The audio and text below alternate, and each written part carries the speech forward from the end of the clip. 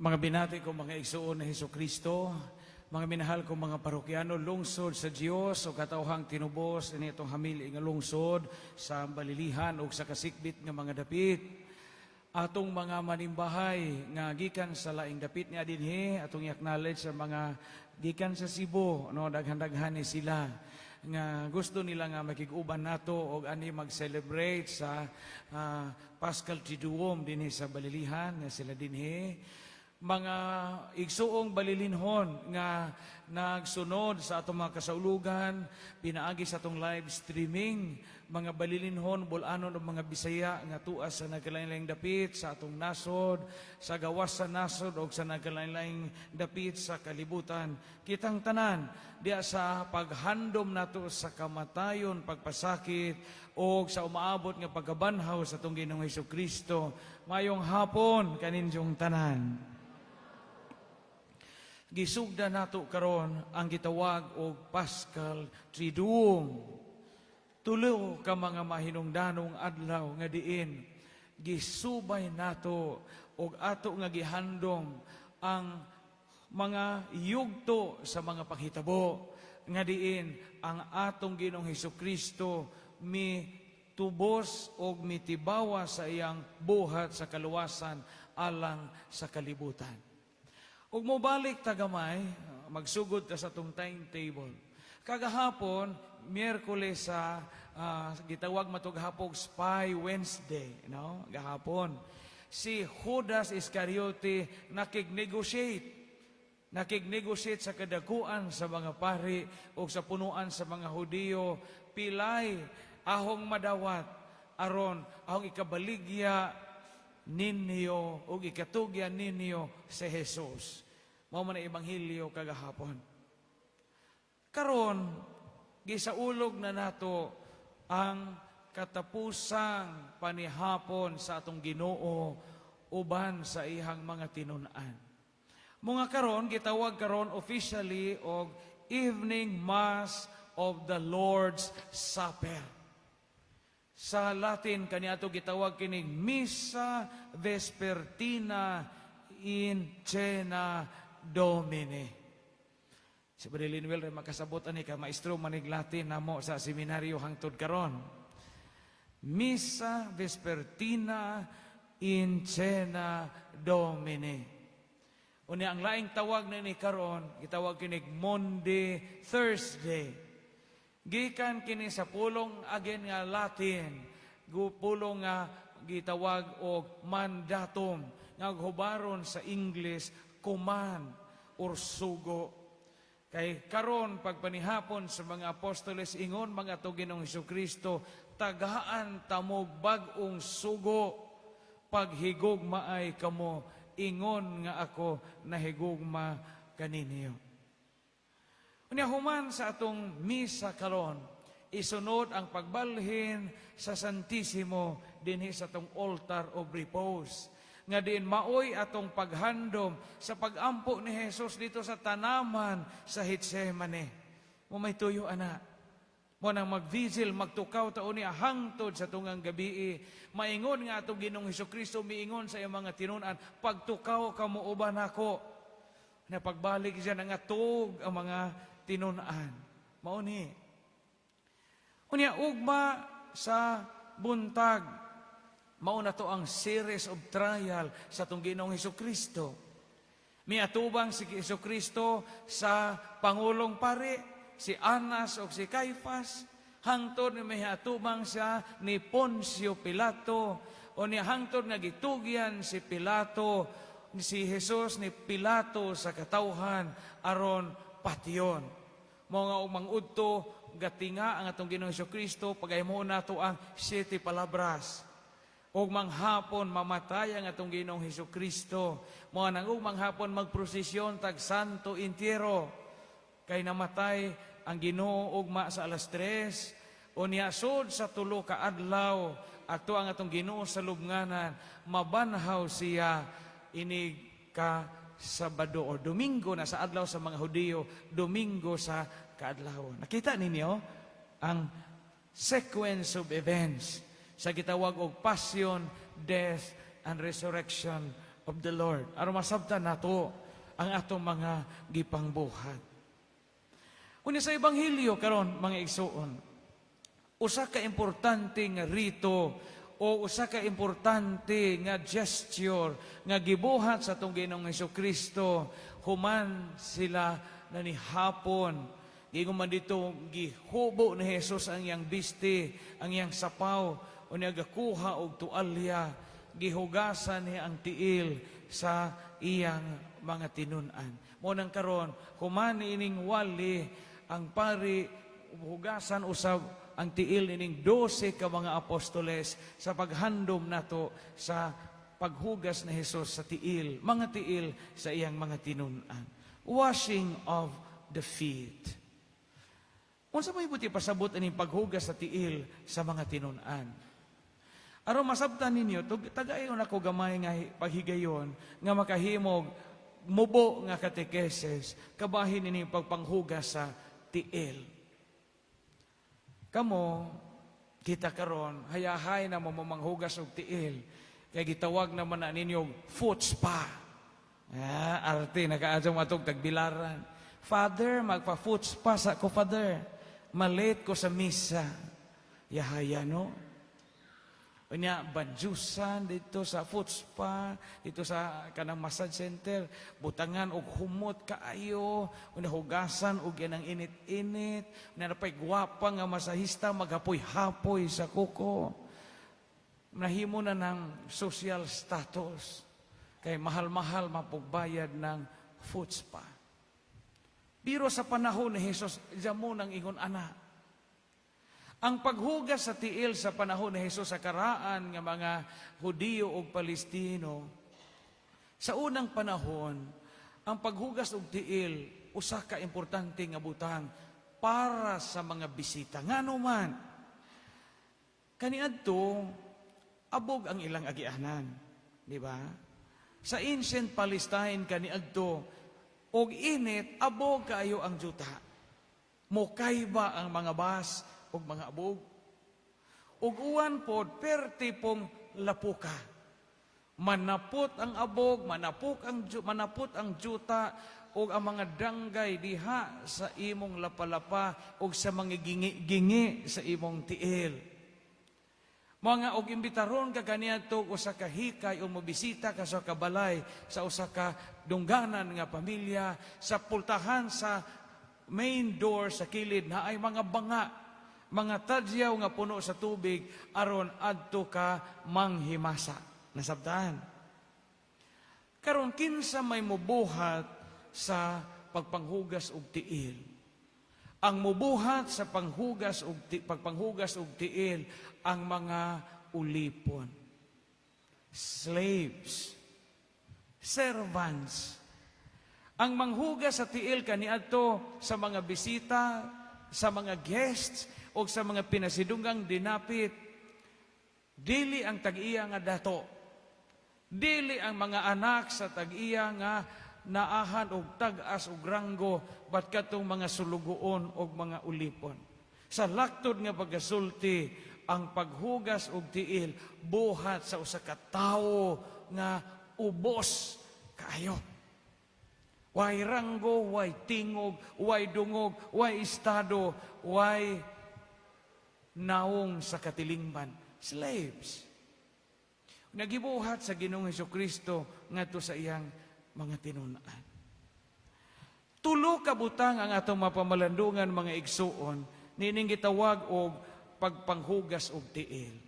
Unsa may naa sa pagpanghugas og tiil? Sa karaang buhat sa pagpanghugas og tiil, unsa may ato nga mapamalandungan? Timan ini, ano makakita kita sa kabililhon sa tong kasaulugan karon. Primero, diha sa pagpanghugas og tiil, matod sa mga batid sa Biblia, ang usa ka ulipon mohikap sa tiil nga bulingit og himi. Ang ulipon mohikap sa tiil sa bulingit og himi. Na may bulingit diha, no? Liguanan na to. himi, bulingit, bulingon, hugaw. Maunay trabaho sa mga ulipon kaniadto. Jamoy sanitizer, wa jamoy wet wipes, wa jamoy alcohol. Usa pa na ubang mga ipambutang nato karon, why lotion? Just only water. Ang ilang paghimo ni atong maong buhat, paghikap sa tiil sa mga ilang mga dungganang bisita, magkabuling-buling sila. Nga naman, kung sa may naa sa tiil kaniadto, na ay pangagod, na giniuban aning gipangagod pa no, kanang ka magkamot o basa. Di ba? Na ay buni, na ay kurikong, na ay bahak, na mga gipang bahak pito mga samad nga wa maadyo, na ay mga kaugo nga nga lata. Kay mao man to ang mo pa man sa una na mga disinfectants. Na imo ng hikapon. Buti pasabot, ang paghugas og tiil usa ka dakong buhat sa pagpaubos. Ngano man mohikap kag hime, mohikap kag bulingon. Karon daghan ang mga tao nga di naganahan nga mabuling ilang kamot. Daghan ang mga tao karon labi na sa modernong kapanahunan nga di na moangay mobuhat og mga buhat nga gitawag og bulingon, dirty works. Ngano piskay ang limpyo kog kamot. Mabitaw karon sa Pilipinas, daghang mga colleges and universities nga gasira na sa ilang College of Agriculture. Kaya ba mo ana? Daghan. Wa na, nihit na ang mo enroll og agriculture. Nga naman, gitanaw ang maong kurso sa mga modernong kapanahunan nga bulingon, mohikap kag juta, mohikap kag binhi, mohikap kag uma. Sa may uso karon, IT. Wala moabot ang panahon nga magpansit na ta og wire.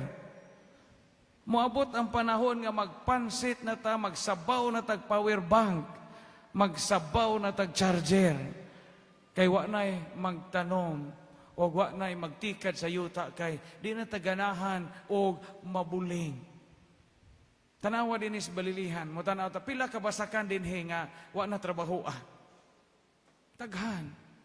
Diyan mo na batanon ganahan mo daro ron. Diyan mo na batanon ganahan magtanom o gabi. Wa na batanon ganahan magtanom o lagot mo. Nga naman, di nami anak kay mabuling ang kuko.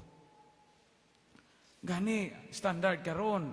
Daghan mamangutana bitaw, Father, unsa man gyud ideal nga kinaiya sa usa ka dalaga or ulitaw nga akong minyuan? Ug ako'y pangutanon, mga daga ug ulitaw dinhi, mga singles, kamong searching pa o gapangita pa dinhi, o gusto mo nga manguyab nga di mo maimpatso, maminyo mo nga di mo mapas mo, inighikap anang mga nanguyab ninyo kanang baga jog kubaw. Kanang bagag kubaw, hikapa una inig unay manguyab ninyo, hikapan ng kamot. O bagag kubaw o na sagutsot ng kanang pahad o niya hikap sa lapalapa murag bangguran o balanghoy. Piskay na subton kay di mo maimpatso ana. Pero manguyab gani mo mga asawa mo kay na sinawag pad nga murag kanunay na lamang punog martayulet nga hikap ana naa gisagulan pug bitadayen na patay impas. Usahay manaway ta o mga buhat nga bulingon. Pero si Jesus hing buhat sa pinakabulingon, usa sa pinakabulingon nga buhat ang paghinlo o pagtrapo, paghugas o tiil. Kamu dinhi usahay, ayaw ninyo ikaubos, ayaw ninyo ipakaubos ang inyong mga kapika sa kinabuhi nga ang trabaho magkabulingit. Nakabanamog mekaniko, nakabanamog driver, nakabanamog mangugkubay og atabay, nakabanaog manakaay lubi, nakabanamo og magdadaro adjaw silag tamaya. Na may uban may sangguy tigdog na humbana Father bahong sigben. Sa tigdog humbana Father, bahong ginabas, kaya nga operator og chinso. Sa may tigdog na humbana Father, bahong amigas. Sa tigdog humbana Father, murag bahong kanding ug bahong baka. But maoning mga buhata ang dunay dignidad sama usab sa trabaho ninyo nga naa sa mga opisina. Ang paghugas og tiil sa atong panahon karon nagpahinumdom nato sa kabuhat sa pagpaubos sama sa usa ka ulipon. Mga anak dinhi nga naa karon nanimba. Uso ra ba karon naay daghang karon mga anak nga di naganahan og muhugas og tiil nga naman ang ilang mga anak ipangpasa sa ilang mga lolo ug lola. Maazo lang mamugamag bata pero di mo ali magbata. Daghana na ron. Usay pod ang lolo ug lola malipay man pod kay libre man pod konsumo. Libre man pod konsumo kay masakay man. Pero maot paminawon mga ginikanan o gapaharuhay ta ga sige ra tag happy-happy, ga sige ra tag kaligog dagat, manag atong mga anak nga gasunod-sunod, gipaalimahan nato sa atong nanay ug sa atong tatay nga tiguang nagisugod nagkaango-ango. Nga usahay inigtan-aw nila sa bata, makalimot sila nakaingon silang munjika, tiil na gikubtan pagdujan, giingon ana, kay nakalimot nagbata man di ini. Okay raman o ganang atong mga anak paalimahan sa ato nga mga ginikanan kung busy puta sa trabaho. Pero giapalimahan atong mga anak gagmay sa atong mga ginikanan, pero kita gapahayahay lang, murag bikluno na hunahunaon. Maunay paglikay nato paghugas sa tiil. Ikaduha, diha sa ato nga rito karon sa pagpanghugas og tiil sa mga tinun-an. Ang tao nga muhugas og tiil sa mga tinun-an or sa mga agalon, sa mga dato kaniadto, ang ulipon nga muhugas og tiil, mainat ilang likod. Matod sa mga Bible scholars, di ba? Ug muhugas kag tiil sa una, matiko-ko ka. Sabot mo matiko-ko? Matiko-ko ka nganong matiko-ko man ka, muduko man ka ug mudungo. Di ba? Nindot po ni nga kuan sa mga Bible scholars. Kay maghugas sila, ang ilang mga agalon ko maghugas kay maglingkod man. So, ikaw nga ulipon, matiko-ko ka. So, ang imong likod, mainat. Mainat nga naman, mudungo man ka, o mutikubo ka. Munang matiko-ko ka. Karon di na, daghang mga tao nga di na ganahan mudungo. Daghang mga tao karon nga di na ganahan matiko-ko nga naman. Magtiko ko nga naman, ganahan sila nga mohangad og hangdon perme. Ganahan sila nga i-look up perme. Kay sakit dawato ning i-look down kita. Nakalimot kita paghunahuna nga kini ang pagdungo o pagtiko ko, pag-inat sa atong likod, buhat kini nga gihimo sa atong Ginoong Hesukristo. Muna trabaho ninyo mga ginikanan. Sige mong tiko-ko pagbuhat sa panimay aron makakaon inyong mga anak. Maunay paghugas sa tiil.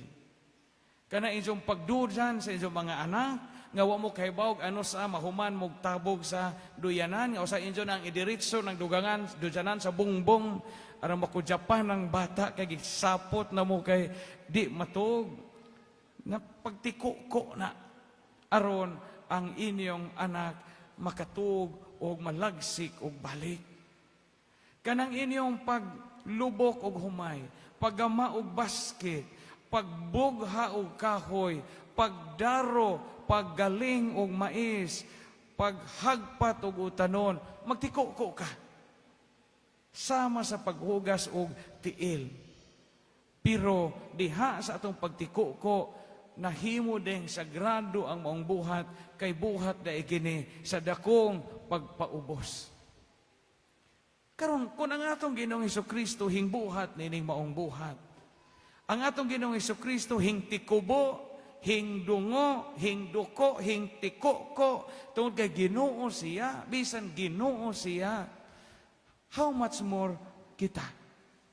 Kung ang atong Ginoong Hesukristo nga anak sa Dios Amahan, makagagahom, hari sa tibuok kalibutan, hinghikap og tiil nga bulingon, hinghikap og tiil nga nabulit og napagba sa abog. Unsa man pod ang atong kinabuhi? Kamao pa ba kitang manghugas og tiil sa mga tao nga bulingon? Ang atong mga tiguang di sa atong bay, mga tiguang nga gakaihi-ihi, mga tiguang nga gakatai-tai, mga tiguang nga gakaigit-igit, ato bang gihugasan ang ilhang mga lawas. Ang mga ugangan nato nga kusog manglibak nato unya karon na bulit nagpilas. Giunsa man niyo ng pilas nila. Wa ba niyo lapwaig ini ni tubig? Aron mahuman, kinahanglang kamao dita manghugas og tiil nga himi og bulingon. Kamao kita nga magtikuko. Mao kini commitment nato nga mga Kristohanon. Lain-lain tag mga tawag sa kinabuhi. Gitawag ang uban pagkapari, gitawag ang uban pagkaalagad sa munisipyo o sa gobyerno, gitawag ang uban pagka magtutudlo, pagka-engineer, pagka-doktor, pagka-sundaw o uban pa. Ang usa ka butang nga diin gitawag kita sa Ginoo sa paghimo, kamaon ta manghugas og tiil. Kamaon ta mohikap og mga tiil nga himi, bulingon og bulingit. Kay kining buhata bisag buhat kini sa ulipon, pagpakita kini sa mapaubsanong gugma nato sa atong isig kaingon. Mga padayon ta sa atong nasugdan nga mga buhat. Mao nga importante nga naa kitay commitment. Sa Facebook na may giingon dinhi nga lain-lain kuno tag mga motto og slogan. Ang mga Air Force kuno ang ilahang motto, no guts, no glory. Piskaya no.